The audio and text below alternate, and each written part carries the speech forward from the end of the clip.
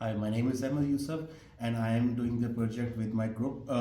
My technical task is to collect the data and non-technical is to present our project. So initially what I did, to collect the data, I use a Coco key point and go to the Coco data set website, and then I choose this test images, and this is a 6 GB file. So basically what I did, there are a lot of pictures in there, so I choose those pictures who were like clear, not blurry, and also they have different group or single picture, so that our project can manage on that and also study about that picture as well. My name is Abdul Wahab, and my technical task is the data annotation, and non-technical task is reporting and documentation.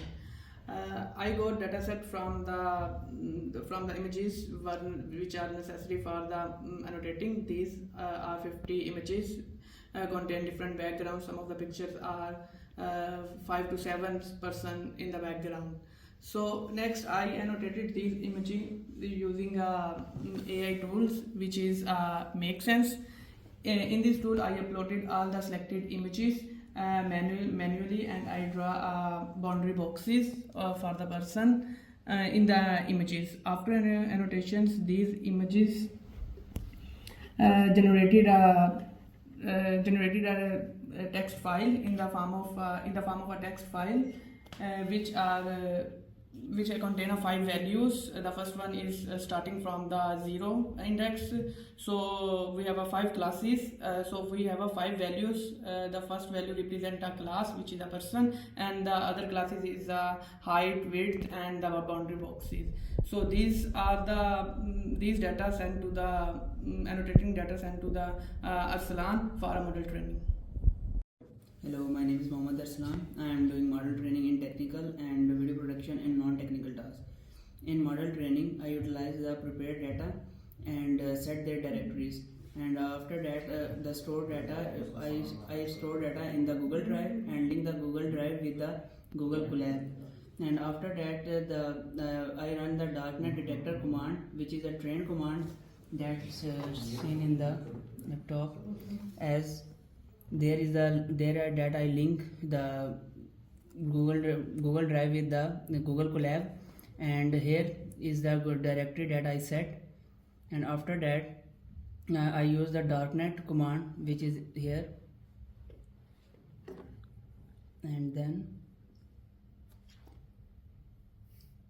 here is the command where I use the Darknet detector train command that is used to for the model training. My name is Tayyib Ishfaq. I'm a member and group leader of Group 3. I'm a basic primary, and which is a technical task is model training, model optimization and testing, and I also collaborated with training, and my non-technical task is presenting the whatever work we are doing. As for the model optimization and training, first basically in training command we have 3 parameters, which is data file, configuration file, and the initial width that we have used. The initial width we have used as basically an online resource. We have used those initial widths to direct our data, to direct our model to train in a manner where we can achieve the best possible ways.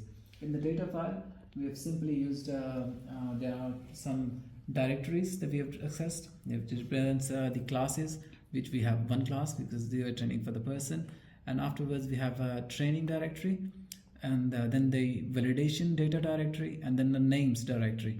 The names, basically this file person.names only contains the name of the class, which is the person, and the training directory contains all the directories of the training images, and so is the case with the validation. Once we've trained it, we need to make sure that there is a configuration file which needs to be optimized before once we have before we actually train the data. Here there are several changes that we have already done in the YOLOv4 version.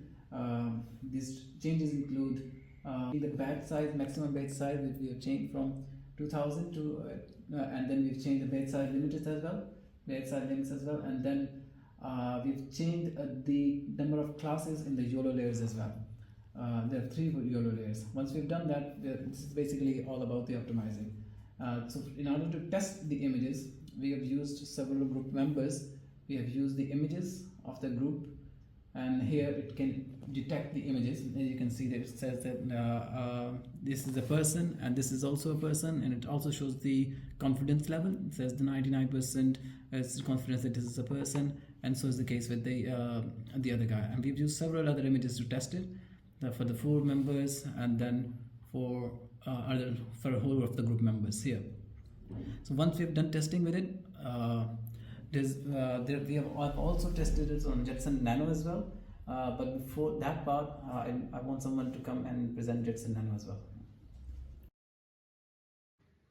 My name is Rajesh, and my technical task is Jetson Nano deployment, and also collaborate with the Jetson Nano setup. Okay, so first I get the file. Let me show you. First I get the person last weights files from the Google Colab. Then I put this file into the Darknet backup folder, and I have the another architecture file that I have uploaded in the data folder. And then I'm done. Then I have to run the Darknet testing command, and then I get my results here.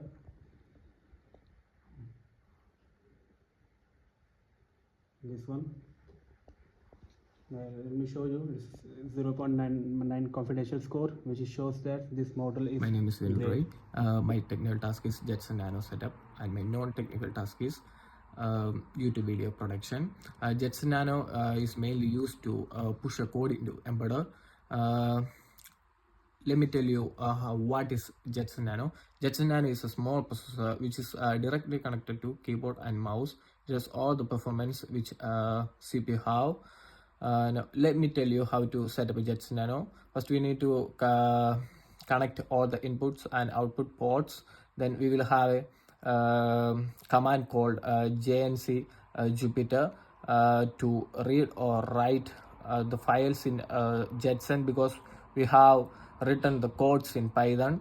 Once all done, we will push it into embedder, and using the Jetson Nano processor for deploying code.